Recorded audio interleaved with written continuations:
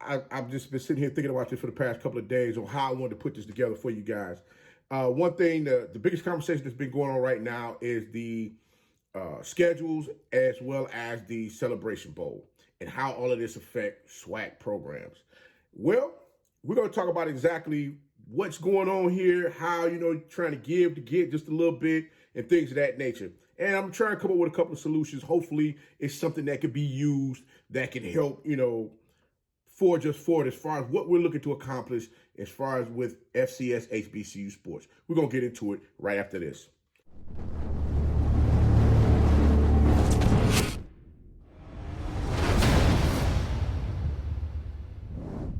Favorite coach back at it again. 10 toes down, about to tell you how it all went down. This is Tomorrow League Sports Network with your host, Coach Walker. If you're new to the channel, please like, share, subscribe. Hit that notification bell so you can get all upcoming videos. For all my leaders out there, welcome back. Y'all know the drill. Y'all know the routine. If you haven't done so already, please like, comment, share these videos, and tap in a friend or two and tell them to come on in. It's not about positive vibes. We're just having a good time talking about HBCU sports. And don't forget, you can follow us on all social media platforms. The links are listed down below in the description. So without further ado, we're going to go ahead and jump on in this thing. Because I'm like, Coach, what's your thoughts on all this? Well, I'm going to be honest with you.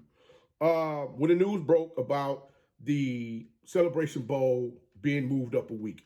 Funny thing is, I'm just going to give you a quick synopsis as far as myself. I was looking at the calendar to make sure I had everything set up for looking to be a part of the Celebration Bowl, media and things of that nature. So I go in and check my calendar, and I'm basically looking at looking at when it happened last year, or better, was it last year, a couple years back. So, okay, it should happen in this week. Funny thing is, it dropped on the week that I thought it would, fall as far as the Celebration Bowl happening. And then the news broke about the date being changed as far as being moved back a week from Christmas like it normally is. And guys, I'm gonna be honest with you. Looking at how the dates have been moving, over time. Like every year, the date, every year, like say for instance, if your birthday was on a Friday, the next year it may be on a Saturday, or that following year it may be on a Sunday. It all depends on the calendar. I know. Listen, I ain't about to bore y'all with all that. This just coach's crazy thinking. But let me get to where I'm going with this. I'm looking at how everything is structured right now. ESPN, they're looking to, make moves. They're trying to expand everything for the FBS bowl system, which they're now, they're Power 4. They're trying to, actually about to end up being a Power 3. We're going to wait and see what the ACC does. But we're waiting to see how everything's going to be structured with this expansion of the playoffs. And we already, we can honestly say, for all of the teams that's been crying and poo-pooing over the past couple of years, I'm going to say something that nobody else wanted to say. Maybe you did, maybe you didn't. But for all of them schools out there that wanted to daggone have an opportunity to play for a national championship, guess what? You now have that opportunity. Sad thing is, you're going to end up with one of the craziest setups as far as how you're going to be ranked and who you're going to have to play. So you're going to end up getting knocked out very quickly anyway. And I'm just trying to get an understanding of how all of this is going to work, because looking at teams in the past as far as how they were ranked from 1 to 25. Team 7 and below, I'm like, come on, guys. Team 7 and below, y'all had cupcake schedules. Y'all really didn't play anybody. And you got there on the wing and the prayer, keeping, your undefeated records and things of that nature for you to, think that you're going to have an opportunity to play for a national championship, and didn't quite understand that strength of schedule matter. ESPN found themselves a way to get in here and stronghold sports once again. Think back to TNT. They had the NBA for 30 plus years, waiting to see how that's going to turn out. Then you have all of these different conferences where they're getting these massive media deals to take their football games to other networks. So now you sit trying to wonder, okay, what is ESPN going to do next? What can Disney do that's going to be beneficial to not only you but them? And in this instance, I'm looking like, okay, they can have the games, they can have these postseason games, these playoff games, where they're trying to make back some of this money that they lost during COVID. Think about it from this standpoint, guys. How many bowl games did we end up not seen being played by the original teams during COVID. I think it was maybe one or two. How many teams had players that decided that they didn't want to play? Several. And that has begun to increase over time. Why? Because these athletes, they feel, hey, if I'm not playing for anything, why the hell am I going to go play in a bowl game? But one thing I want everybody to keep in mind is this. Now that the NIL is in place, check this out, guys. You have the schools now that are allowed to pay the athletes. So don't think that because you decide that you don't want to play, these athletes, don't think that these schools are not going to try to tie in playoffs and national championships into that NIL money to make sure that they keep these athletes on the field to participate if by chance their teams end up in these playoffs. See, this is the thing. These conferences got a little upset the fact that they were losing so much money, and now that you have everybody scrambling, wanting to leave and go somewhere else, they're trying to find a way to make sure that they keep people intact so that they can continue to keep making the money that they were looking to make based off of their conferences playing in these bowl games as well as these playoffs. Guys, all of this is just a straight up money grab, and people are not looking at it from that standpoint because think about it. When we take Florida State last year, when they played Georgia, everybody was anticipating that Florida State was going to play Georgia in the playoffs, and the quarterback wasn't going to be hurt. Quarterback gets hurt. All of a sudden now Florida State is no longer they're no longer ranked in the top 4 where they were because they didn't have a quarterback. All of this moving chess pieces around on the board pissed some folks off, and they decided, you know what, we're going to find a way to do something different. We don't want to do this. You had athletes say they don't even want to play in the game, and Georgia almost put a 70-piece on them folks. Was that good for business to put that on TV? Absolutely not. So they're going to make sure that this does not happen again. They want everyone to be at full strength, or as I'm not going to say full strength, but they want them to be as strong as they possibly can with their rosters to get out there and compete on the field, especially in these bowl games, because there's a lot of money on the line. Now, is it fair for them to move the Celebration Bowl from the weekend that is normally on to a new weekend? No, but look at it from this standpoint as well. When Deion Sanders was over at Jackson State, and he, garnered a lot of attention because of the fans that he have outside of HBCU sports. They wanted to come see Jackson State play against whomever it was that they wanted to play. The first year, almost 50,000 people was in the stadium to watch the game. The second year, it dipped. Last year, when they had Florida A&M versus Howard, it dipped some more. So when you look at how, let me make sure I say this right. It dipped some more, but they had 1.5 million views last year, people watching this game on television, which wasn't bad for that weekend. There's still good views for that weekend. But you got to look at it from the standpoint like this. When they go back and do a comparison from the first year from when Deion Sanders was from the first year when Deion Sanders was at Jackson State to this past year when he's gone, guess what? They say, hey, we want that weekend because that weekend bring in a lot of people.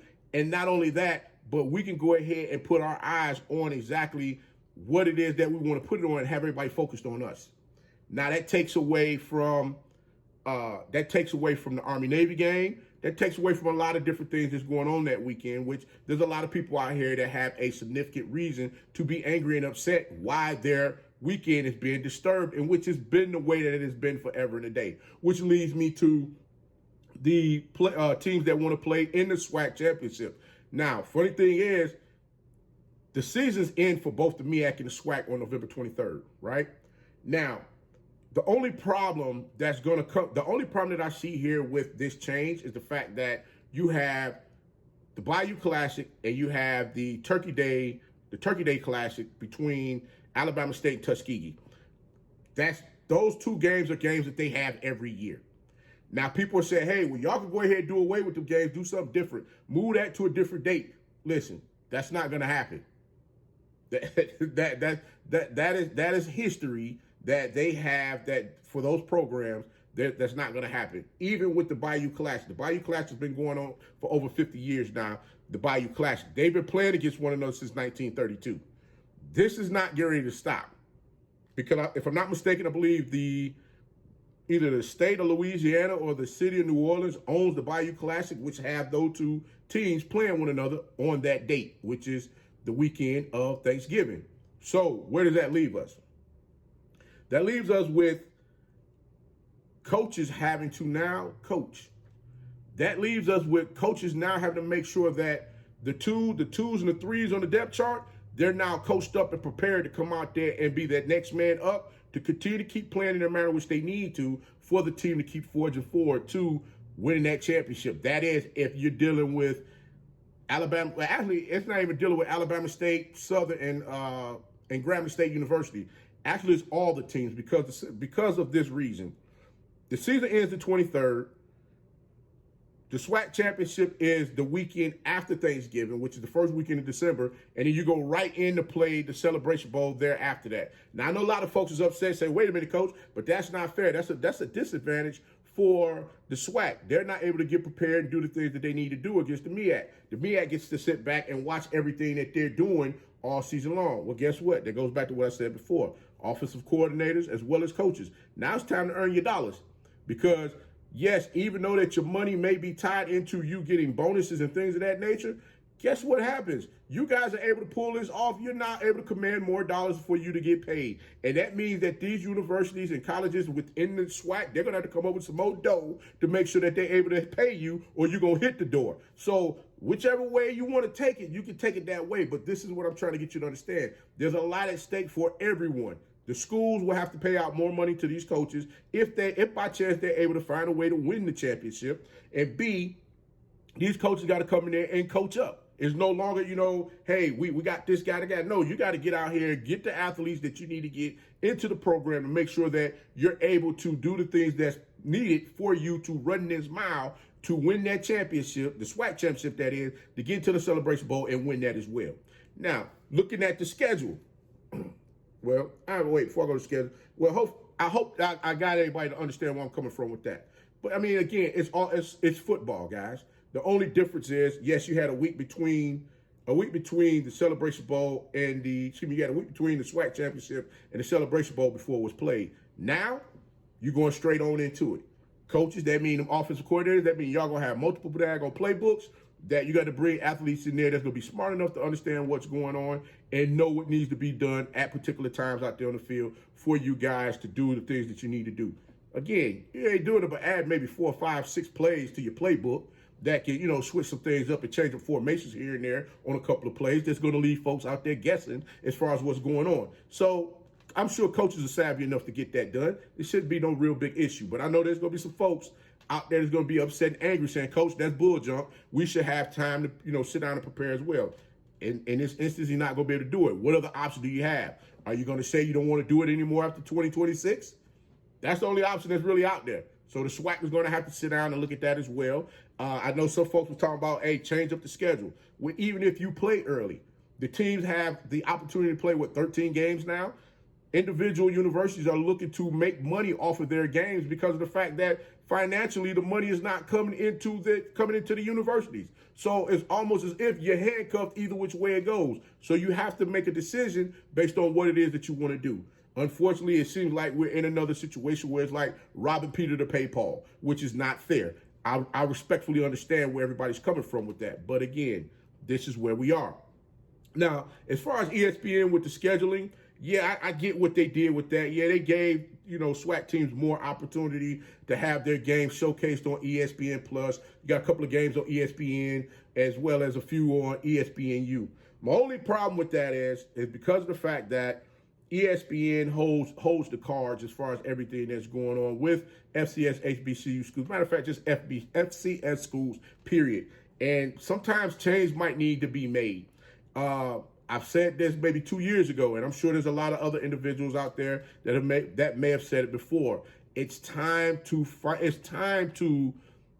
sit down, put a plan together. If it's not already put together, financially invest back into all of your universities for them to be able to record these games, be able to show these games on television, just like all of these other universities are doing. It's time to have that conversation. It's time to move forward with that. Because it makes no sense for ESPN to have first right to games when those first right games, you guys can show them yourselves. I get it. You want the check to do whatever it is you want to do so that you can continue to keep bringing revenue into the university. And there's nothing wrong with that. All I'm simply saying is it's time to find a way to start ramping up to get to that point to where you're able to stand on your own and maybe give them second or third rights to some things instead of letting them have first.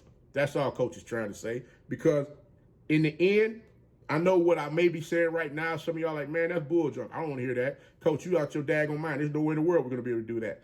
But again, what's the plan? That's all Coach is asking for. I mean, there's a lot of talking going on, but I'm waiting to hear somebody put a plan out there to say, hey, listen, this is what's going on. This is what we're looking to do. I understand the plan will stay in-house and it won't get put out there to the masses, but show us something.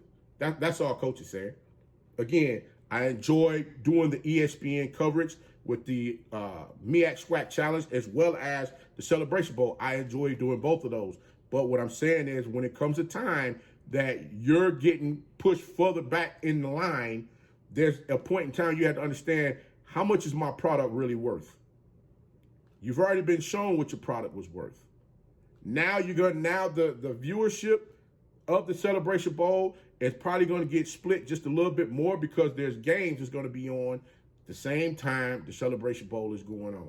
So, like I stated before, y'all leave y'all comments below. Let me know what y'all think, how this should roll, and let's see exactly what the SWAC is going to do. Again, the MEAC basically. They're gonna have, they don't have a champion that's, crowned in the championship game. Whoever wins the conference, went out in the conference, that's who their champion is.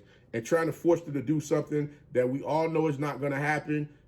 I mean, you're fighting a losing battle with that as well. But guys, Coach gonna go ahead and get up on out this thing. But until next time, be the one and lead.